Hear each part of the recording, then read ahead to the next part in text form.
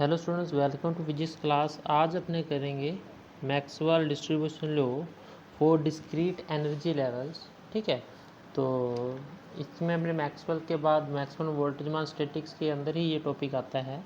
और उसके बाद अपने फर्मी डिराक और बोस आइंस्टाइन 3 प्रकार की स्टैटिक्स करेंगे। और उसके अंदर सबसे पहले बात करते हैं अपने मैक्सवेल। ठीक है, तो जो बात कर रहे हैं आज उसमें बात करें अपने Maxwell distribution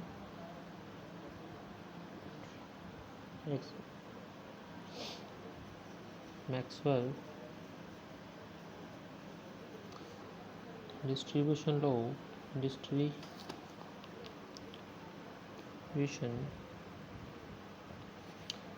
law of discrete energy level. ठीक है, जो एनर्जी लेवल की बात करेंगे वो करेंगे डिस्क्रीट एनर्जी लेवल के लिए। ठीक है, तो और इसको अपने हिंदी में क्या बोलते हैं? ठीक है, तो हिंदी में आप देख लो, इसको बोला जाता है, देखो यहाँ पे लिखा है ना, विविक्त ऊर्जा स्तरों के लिए। ठीक है, विविक्त ऊर्जा स्तरों के लिए अपने पास में कणों का वितरण या वोल्टेजमान वितरण नियम। ठीक है, यहाँ पे मैक्सवेल भी अपने लिख सकते हैं। ओके, तो यहाँ पे क्या लिख सकते हैं? मैक्सवेल भी लिख सकते हैं। तो यहाँ पे आ जाएगा मैक्सवेल वोल्टेजमान वितरण नियम या डिस्क्रीट एनर्जी, इसको विविक्त ऊर्जाओं का बोलते हैं। ठीक है, तो देखो अपने क्या मानते हैं कि कोई सिस्टम है, उस सिस्टम के अंदर जो पार्टिकल है, टोटल पार्टिकल अपने पास है। ठीक है, कुल अणुओं की जो संख्या है अपने पास, वो अपने पास कितनी है? Small n. ठीक है, या कैपिटल एन भी मान सकते हैं अपने, तो बेसिकली अपने वर्टिकल एन ही मानेंगे यहाँ पे। ठीक है, तो जो अपने पास टोटल अणुओं की जो total particle number of particles अपने पास एन है, और जो प्रथम और सेकंड और थर्ड सेल है अपने पास, उसमें जो अणु है अपने पास, जो पार्टिकल है, वो अपने पास N1, N2 और N3 मानते हैं। ठीक है, इस प्रकार से मानते हैं। अब टोटल नंबर ऑफ पार्टिकल्स क्या होंगे तो किसी भी सिस्टम के लिए, तो अपने पास उसका समेशन होता है, ये अपने पास पता है, N=summation Ni। ठीक है, और जो ऊष्मागतिकी की प्रायिकता होती है, जो अपने लास्ट वीडियोस में अपने निकाल चुके हैं, तो अपने पास ये आता है। ठीक है, और इसको इस प्रकार से भी लिख सकते हैं, Ni/summation Ni अपने पास लिख सकते हैं फैक्टोरियल के साथ। बहुत सारे लॉग लेने पर अगर दोनों तरफ मैं लॉग लेता हूँ तो क्या होगा कि log W आ जाएगा। ये अपने सारी कैलकुलेशन कर चुके हैं, है ना, इसी इक्वेशन के अंदर अपने सब कुछ ये कर चुके हैं। अब तो ध्यान होगा, ठीक है, कि इस इक्वेशन में अगर आप देखो कि जो अपने पास ये आ रहा है,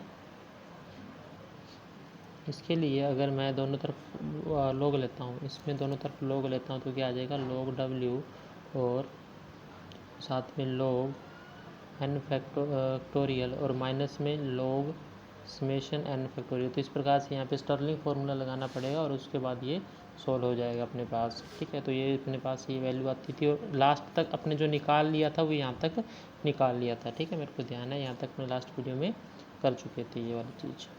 ठीक है, अब एक चीज़ देखने वाली यहाँ पे है कि क्या करेंगे कि बाय जो कॉन्स्टेंट्स है, सिस्टम ऑफ कॉन्स्टेंट्स यानी प्रतिबंधों, जो सिस्टम के जितने भी प्रतिबंध है, जितनी भी रिस्ट्रिक्शंस है, उसको अप्लाई करें कि जो टोटल नंबर ऑफ पार्टिकल्स है वो कभी भी चेंज नहीं होंगे। अपने को पता है कि समेशन Ni=N रहेगा।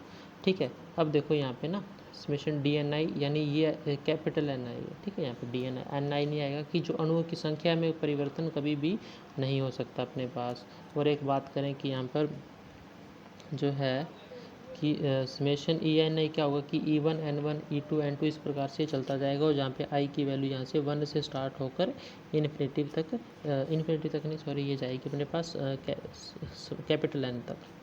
ठीक है, तो ये अपने पास कैपिटल N तक जा सकती है। ठीक है, और जो समेशन Dni अपने पास, ये भी अपने पास क्या आएगा?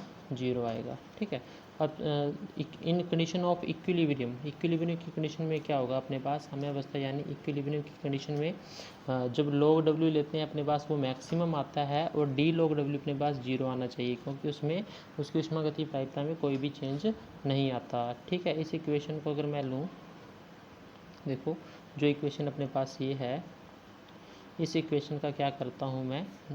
अवकलन करता हूँ। ठीक है, d log W करता हूँ, तब क्या होगा अपने पास? अवकलन यानी उसका डिफ्रेंशिएशन करने पर, ठीक है। तो क्या आएगा अपने पास, देखो डी लॉग डब्ल्यू और डी एन लॉग एन, देखना आप कॉपी साथ में ले लेना, करके देखना डी एन लॉग एन। तो यहाँ पे देखो पहले क्या छोड़ा था, इसमें पहले log n को छोड़ा और dn का किया, फिर अपने क्या कर रहे थे, अब log n का करेंगे 1/n आ जाएगा और n को छोड़ेंगे और जब n का करेंगे तो इसका log n का करते हैं तो dn भी साथ में इसके आएगा। तो ऐसा ही इसके साथ भी चलेगा, ठीक है। तो आप इसका करके देख लेना, हो जाएगा इजीली, ठीक है। अब नेक्स्ट बात करें, अगर यहाँ से अपने जो अपने कॉन्स्टेंट्स की जो लगाएं अपने पास, तब अपने पास क्या आएगा कि log w अपने पास डी log w 0 आएगा, ये भी चीज़ अपने पास 0 आएगी और यहाँ पे भी 0 आएगा ये वाली चीज़, क्योंकि देखो क्या आएगा कि ये अपने पास n रह जाएगा यहाँ पे, ठीक है। और ये रह जाएगा अपने पास समेशन डी एन आई, जो कि होता है अपने पास डी एन। तो ये डी एन से ये वाली चीज़ कैंसिल हो जाएगी और ये बेसिकली 0 होते हैं। तो अपने पास जो बचा, तो ये वाली टर्म बचती है क्योंकि ये एन आई में है, तो ये वाली टर्म अपने पास लास्ट में बचेगी, ठीक है। ये टर्म अपने पास लास्ट में बच जाएगी। और अगर नेक्स्ट बात करें तो ये अपने पास टर्म बच चुकी है। एक इक्वेशन 4 भी दे सकते हैं। इक्वेशन 2, 3 एंड 4 को अपने क्या करते हैं, अब एक नया मेथड यूज़ करते हैं जिसको भी बोलते हैं लाग्रांज मेथड्स, ठीक है। लाग्रांज कोफिशिएंट मेथड भी इसको बोला जाता है, ठीक है, लाग्रांज कोफिशिएंट मेथड, ठीक है। क्या होता है कि उसके अंदर कोई भी इक्वेशन जो 0 के इक्वल है उसको 3 कोफिशिएंट अल्फ़ा, बीटा और गामा में डिवाइड कर सकते हैं। तो वो किस प्रकार से कर सकते हैं, देखो ये किया कि अल्फ़ा डी एन आई कर दिया इसके लिए, फिर बीटा डी एन आई, क्योंकि सब 0 के इक्वल है। और ये वाली टर्म अपने पास एक और थी तो इसको भी मैंने 0 के इक्वल रख दिया, जो अपने पास बेसिकली आई थी। इन तीनों टर्म्स को लास्ट में मैं क्या करता हूँ, ऐड करता हूँ इस प्रकार से, और ये सारे ऐड होकर 0 के इक्वल ही होंगे क्योंकि सबका जो रिज़ल्ट है वो 0 ही है अपने पास। तो डी एन ए में यहाँ से क्या कर लेता हूँ, कॉमन ले लेता हूँ, अल्फ़ा बीटा और log n अपने पास 0 रह जाएगा, ठीक है। यहाँ से ये टर्म अपने पास 0 और यहाँ से इसको आगे मॉडिफाइड सॉल्व करने पर क्या होगा अपने पास कि minus alpha minus beta n अपने पास आ जाएगा ये log n आई, ठीक है। हाँ, अब देखो इसके अंदर ना यहाँ पे बीटा ई आई भी आएगा, ठीक है। एक टर्म यहाँ पे मिस कर दी इन्होंने, ठीक है। तो एक थोड़ा सा देखो इसको, जब आप यहाँ से कॉमन लोगे तो यहाँ पे अपने पास ई आई भी आएगा, ठीक है, ओके। तो ये देख लेना। तो जब ऐसा आएगा तो यहाँ पे भी ई आई आएगा और यहाँ पे कॉमन लेंगे तो अपने पास minus alpha minus beta E और log n आई बचेगा। और इसके बाद क्या करना है अपने को, यहाँ से एन आई की वैल्यू निकालनी है। तो log की वैल्यू जब हटाऊंगा तो ये ई की पावर में चला जाएगा और लास्ट में जो अपने पास बचेगा वो अपने पास ये बनेगा, ठीक है। एन आई की वैल्यू अपने पास ये आ जाएगी। इसको आगे सेपरेट करने पर ई की पावर माइनस अल्फ़ा और ई की पावर माइनस बीटा ई आई आएगा अपने पास,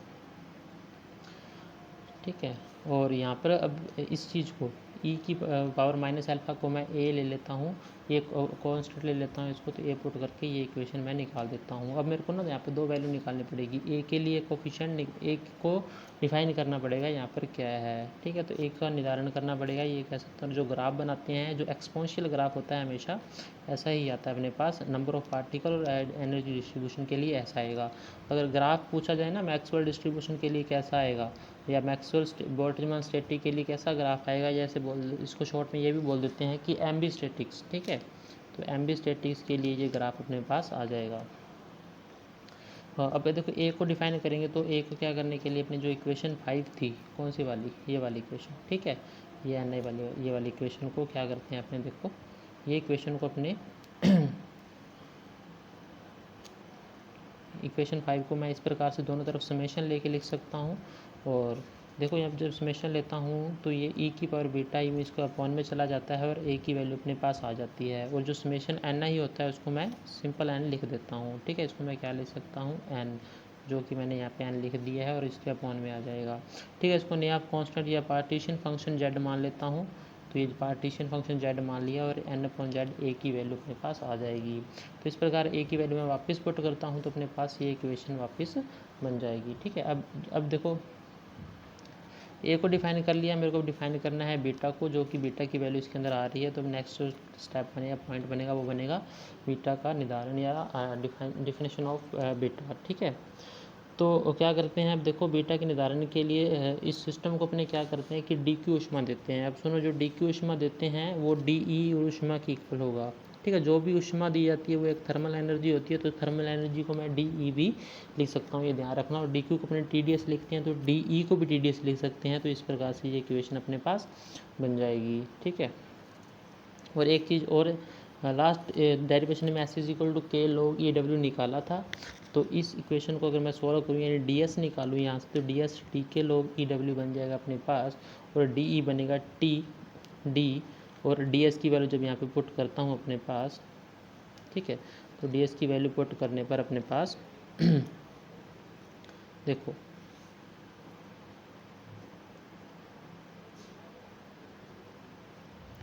अपने पास डी ई था, एस आ गया, फिर उसे डी एस निकाल लिया, इस डी एस को मैं वापस एक में पुट करता हूँ तो अपने पास इक्वेशन 2 आ जाती है। अब ई अपने पास क्या होता है, summation E I N I, ठीक है। अब डी ई का होगा summation E I D N I, ठीक है।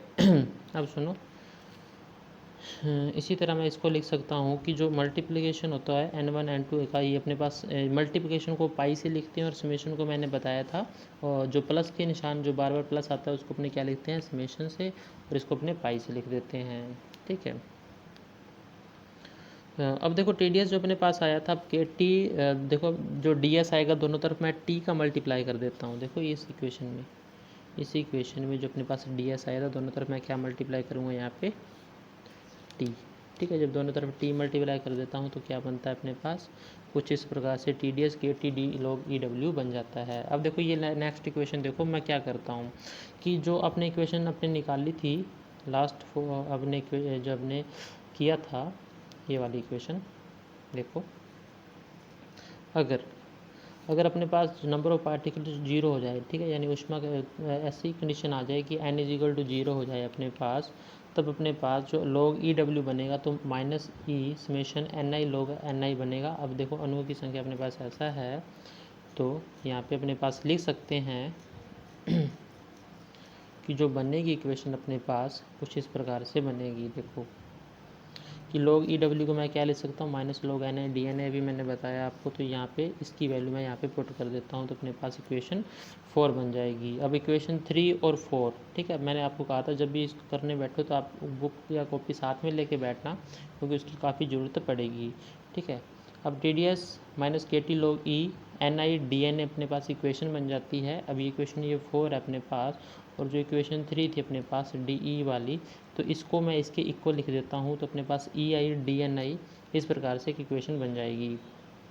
ऐसा करने पर देखो क्या होगा कि माइनस केट ई log ई एन आई की वैल्यू मैं अभी पुट कर दूंगा, जो भी ए की वैल्यू एक ही टर्म में निकाली थी ई बीटा ए आई, देखिए वाली टर्म मैं वैल्यू यहाँ पे पुट कर देता हूँ।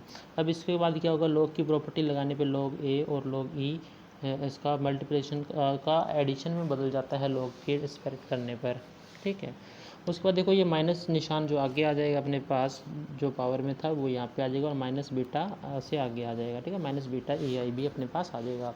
या ये कहूँ कि ऐसा ना होकर log ई है वो log ई की पावर को खा जाता है, ठीक है। तो जब भी log के साथ ई लगे ना, एक तो बेस में log ई होता है, देखो मेरी बात सुनो कि एक तो अपने पास log एक तो बेस में लगा होता है इस प्रकार से, एक log में बेस में भी लगा हो और एक साथ में भी लगा हो, तब ये log हट जाएगा और अब ये भी ई भी हट जाएगा और सिर्फ x रह जाएगा। तो ऐसा ही यहाँ पर हो रहा है अपने पास कि log ई के साथ अपने पास सिर्फ माइनस बीटा ई अपने पास रह जाएगा यहाँ पे, देखो ठीक है, इसके साथ ई भी आएगा तो ये माइनस बीटा ही अपने पास रह जाएगा,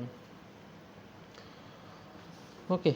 माइनस अब देखो इसके बाद क्या होगा कि ये log ए आ गया, ये माइनस बीटा ई आ जाएगा अपने पास, और डी एन ए आ जाएगा, ठीक है। जब डी एन ए का अंदर मल्टीप्लाई करेंगे तो ये डी एन ए बनेगा इसके साथ समेशन में डी एन ए आ रहा है, और समेशन में डी एन ए अपने पास क्या हो जाएगा, जीरो।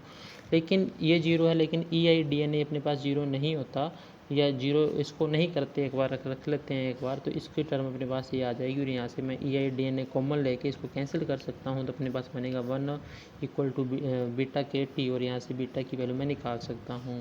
तो इस प्रकार से मैक्सवेल डिस्ट्रीब्यूशन के लिए बीटा और ए की वैल्यू डिफाइन कर देते हैं, और इससे ज़्यादा मैक्सवेल डिस्ट्रीब्यूशन, बोल्ट्जमान डिस्ट्रीब्यूशन या स्टैटिक्स का क्वेश्चन आपकी बीएससी में नहीं बनेगा, ठीक है।